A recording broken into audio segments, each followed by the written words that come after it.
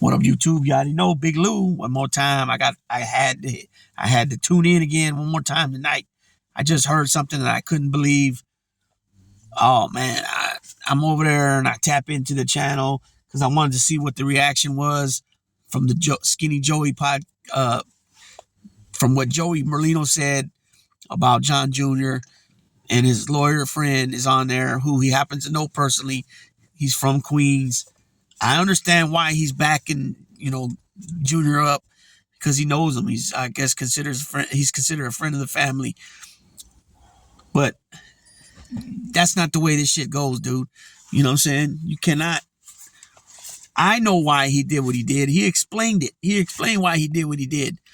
He was trying to beat him on something. But this is the point, though. This is the point that you seem to be missing, right? It's the fact that that's the reason why you don't go sit down with them. You made the comment that why are people believing crooked FBI agents, right? Because there's no audio recording or video recording on what the queen of the day is saying, aka the proffer session, right? So I might say, oh yeah, we went into the club, got there about 10 o'clock. I met up with Mickey and Michael and Johnny and Joey about 10:30, about 11:45. We left. We went to the diner down the street, and that's when this black car pulled up, and 3 guys got out of it, and they came in, they started shit, and we started fighting, and 2 guys ended up dead. That person taking down jotting down all the information that I just said, they could twist everything up and say something about different time, different people, went to a different location first, or they were in a different car. Who knows? But they can write down however they thought they interpreted what you just said. You feel me?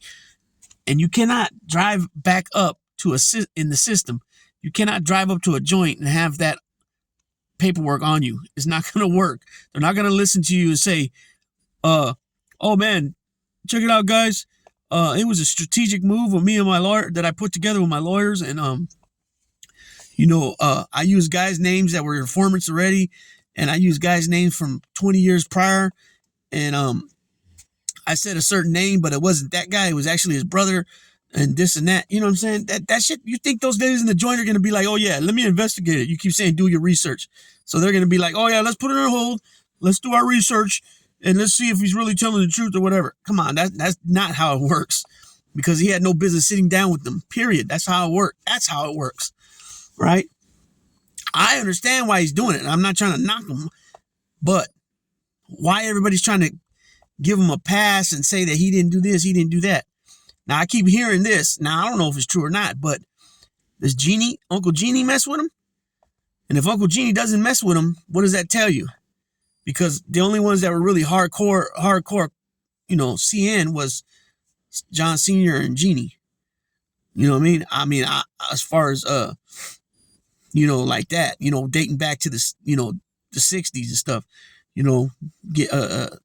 street guys from the 60s. Pete was a lot later, and so was Vinny and Richard, right?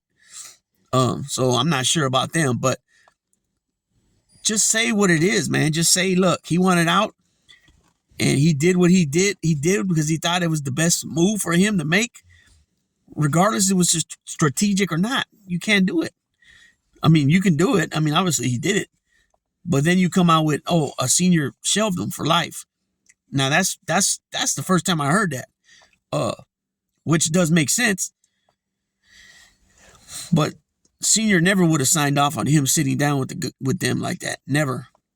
You guys remember that Senior John J. Gotti would not even help, wouldn't even produce certain paperwork, anything he wouldn't produce for his own lawyers, because he felt it was a sense of sort of ratting. He felt that it was a somewhat of ratting. Excuse me. You know what I mean? So some of these things John Jr. did, trying to have Mikey Jr., Leonardo, testify, his mom, all that stuff. John Sr. never would have done nothing like that. You know what I mean? But at the end of the day, like I said in the other videos, I know why John Jr. did it, because look where John Jr.'s at. He's at home, enjoying his life, enjoying things that he built, his empire, money-wise, his business, whatever business he has still, real estate that he was able to, purchase over the years by putting away money, whatever. That's his business.